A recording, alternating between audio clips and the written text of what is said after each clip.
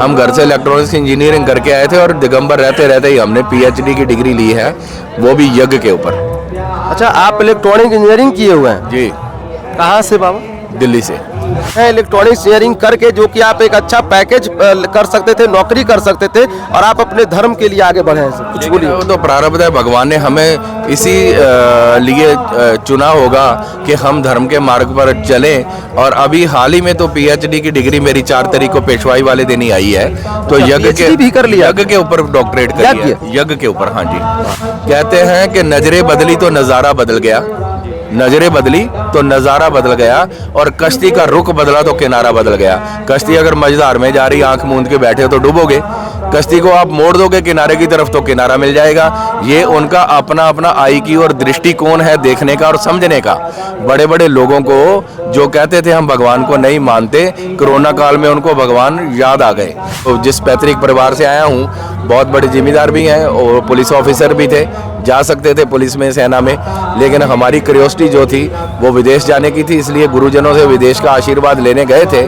तो भारत से बढ़िया भूमि कोई है नहीं, सनातन से अच्छा कोई धर्म नहीं है। ये भक्ति का मार्ग बहुत कठिन है, जो बिल्कुल हृदय से भगवान को समर्पित हो जाए और लोक परलोक लोकेशना वितेशना पुतेशना माओ माया मद मत्सर निद्रा जमाई ईर्ष्या द्वेष क्रोध पे जो विजय पा सकता है वही सन्यास के मार्ग पर प्रशस्त हो।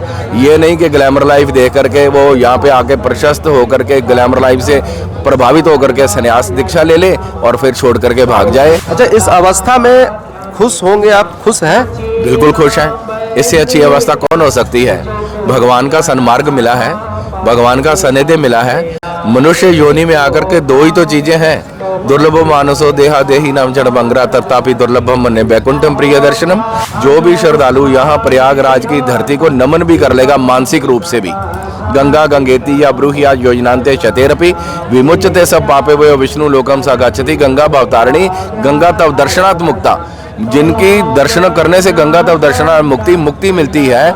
अगर 1 लाख वाजपेयी यज्ञ करोगे, राशियों यज्ञ करोगे, परिक्रमा करोगे धरती की लाखों बार, जो पुण्य आपको अर्जित होगा वो 1 बार की डुबकी लगाने में आपको वो पुण्य यहाँ प्रयाग की धरती पर मिल रहा है। दोस्तों, अभी मैं तीर्थराज प्रयाग में हूँ और आप देख सकते हैं मेरे अगल बगल में जितने भी आपको लोग दिखेंगे सब बाबा हैं और इनसे मैं बात करने के लिए आया हूँ। अभी मैं बहुत सारी जानकारियाँ एकत्र करने के लिए आया हूँ प्रयाग में। लगातार आपको वीडियोस के माध्यम से मैं जानकारियाँ दे भी रहा हूँ, लेकिन आज मैं फिर से एक अखाड़े में हूँ और यहाँ पे कुछ बाबा हैं जिनसे हम लोग बात करेंगे और आइए आपको कुछ जानकारी देने की कोशिश करते हैं। बाबा, ये आपसे बात हो रही थी मेरी, तो आप बता रहे थे कि आप एक नागा अलग होते हैं और एक दिगंबर अलग होते हैं, तो वो कैसे अलग अलग होते हैं, थोड़ा सा दर्शकों को बताइए।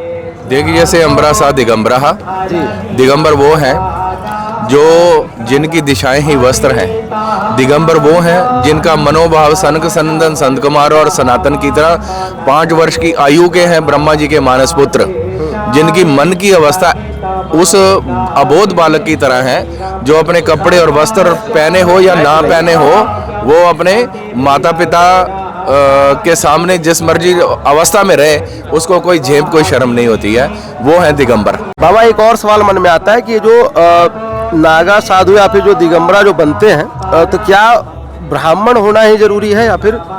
अगर कोई पूछे कि मैं जाति हूँ या कोई पूछे कि मैं हूँ वर्ण, तो उसका उत्तर ये है कि आज भी अगर कोई दुर्योधन है तो मैं हूँ कर्ण। जात की बात नहीं है। आप जिस तपोनिधि पंचायती अखाड़ा श्री निरंजनी में बैठे हैं, वहाँ पर आपको वेल एजुकेटेड महात्मा मिलेंगे। हम घर से इलेक्ट्रॉनिक्स इंजीनियरिंग करके आए थे और दिगंबर रहते रहते ही हमने पीएचडी की डिग्री ली है, वो भी यज्ञ के ऊपर। अच्छा, आप इलेक्ट्रॉनिक इंजीनियरिंग किए हुए हैं? जी। कहाँ से बाबा? दिल्ली से। दिल्ली से किए हुए? तो इलेक्ट्रॉनिक इंजीनियरिंग करने के बाद ये अखाड़ा ज्वाइन ली है? सन्यासी? हाँ, मेरी गुरु परंपरा में मेरे से पहले पूर्व की मेरी 4 पीढ़ियां हुई हैं जो निरंजनी अखाड़े से एसोसिएट थे, और उन्हीं की परंपरा में आगे हम जो है वो निरंजनी अखाड़े के साथ हैं। तो देख सकते हैं बाबा इलेक्ट्रॉनिक्स इंजीनियरिंग किए हुए हैं दिल्ली से, उसके बाद इन्होंने संन्यास ले लिया है। तो क्या बाबा बहुत सारे लोग ऐसे कर रहे हैं, तो क्या ये कोई गलत चीज तो नहीं है, लोग कर सकते हैं? देखिए, ये तो प्रारब्ध की बात है, क्योंकि अगर कोई ये कहे कि मैं सन्यासी बन जाऊं या दिगंबर बन जाऊं, तो उसके प्रारब्ध में होगा तभी वो बन सकता है।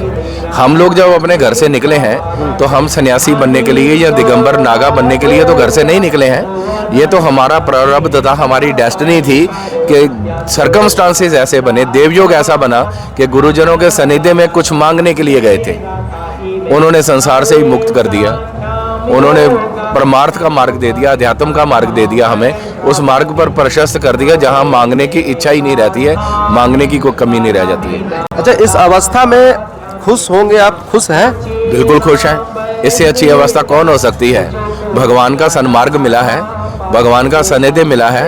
मनुष्य योनि में आकर के दो ही तो चीजें हैं, दुर्लभो मानसो देहा देही नाम जड़ बंगरा तथापि दुर्लभम मन्ये बैकुंठम प्रिय दर्शनम।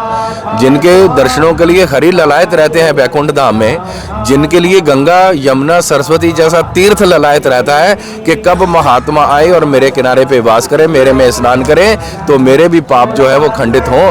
गंगा को पावन करने की क्षमता भी जो है वो महात्माओं में है, तो महात्मा खुश क्यों नहीं हो गए? ये संसार से सबसे बड़ी खुशी है।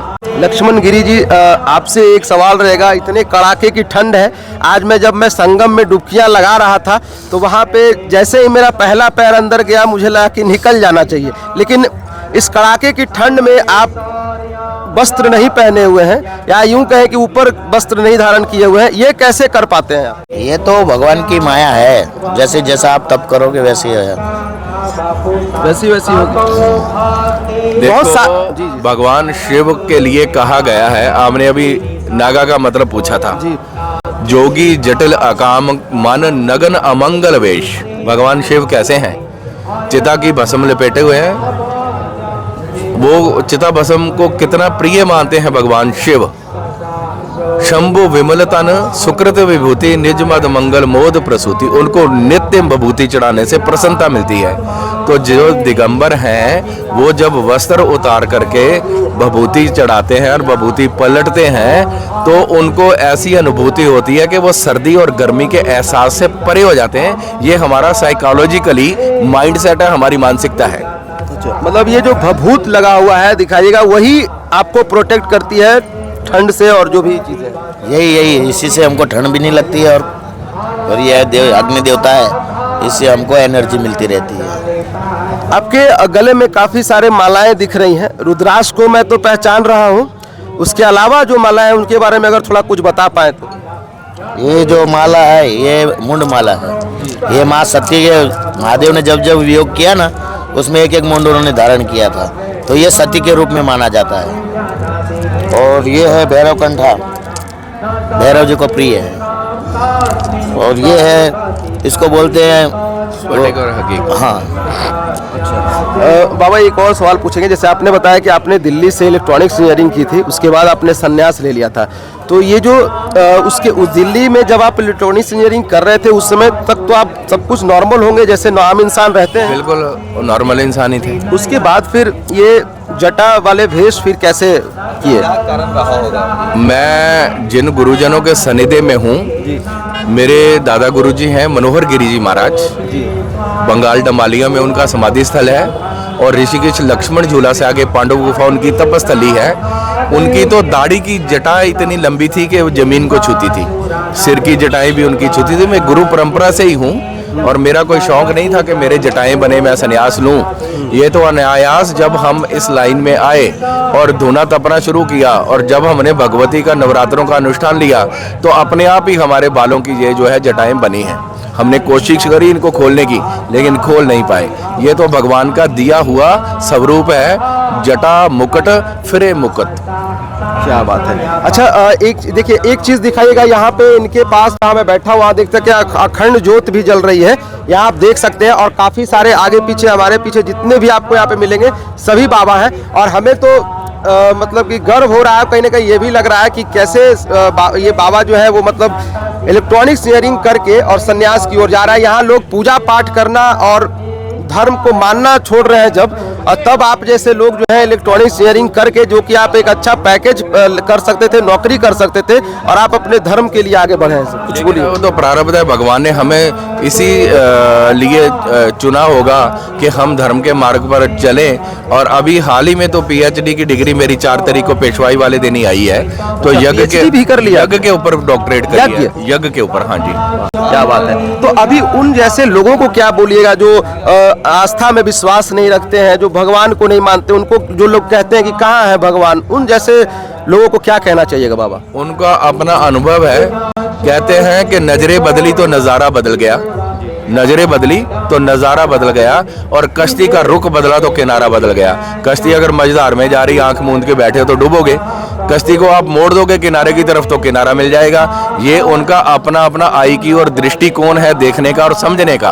बड़े बड़े लोगों को जो कहते थे हम भगवान को नहीं मानते, कोरोना काल में उनको भगवान याद आ गए। दिक्कत आती है ना, पीड़ा आती है, जब कष्ट आता है तो बड़े बड़े लोग जो हैं वो भगवान को मानना शुरू कर देते हैं। वो कुछ अभिमानी लोग ही होंगे, लेकिन अब तो योगी जी की मेहनत से, मोदी जी की मेहनत से ये डिजिटल भव्य दिव्य कुंभ अध्यात्म जो है वो अपने अध्यात्म के शिखर को छू रहा है। आज प्रौढ़ से ज़्यादा युवा जो हैं वो इस अध्यात्म के साथ जुड़ रहे हैं। कोई बहुत ही ज़्यादा भाग्यहीन होगा जो आज की डेट में अध्यात्म से परे है।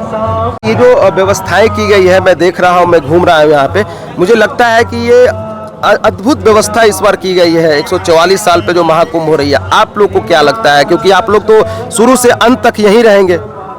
हाँ जी, हमने तो जो 98 से कुंभ देखने शुरू किए हैं, हर प्रकार के हर जगह पर जहाँ भी कुंभ लगता हम आए हैं। हम यहाँ अर्ध कुंभ में भी थे, 2013 वाले उन पूर्ण कुंभ में भी थे, लेकिन एक जगह पे जहाँ कुंभ लगता है 12 वर्ष के बाद, गुरु अपनी दशा जब बदलता है 1 साल में, तो आप ऋषभ राशि में गुरु आए हैं, मकर राशि में सूर्य आए हैं, तो जो योग बना है वो हर 12 साल के बाद बनता है।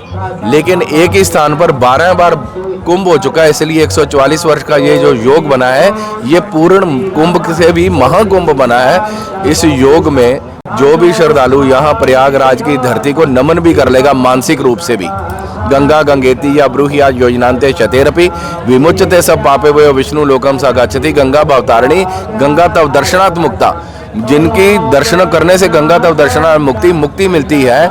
अगर 1 लाख वाजपेयी यज्ञ करोगे, राशियों यज्ञ करोगे, परिक्रमा करोगे धरती की लाखों बार, जो पुण्य आपको अर्जित होगा वो 1 बार की डुबकी लगाने में आपको वो पुण्य यहाँ प्रयाग की धरती पर मिल रहा है। भगवान तुलसीदास जी कहते हैं कि कह ना सकूं प्रयाग प्रभाव, प्रयाग का प्रभाव शब्दों में व्यक्त नहीं हो सकता।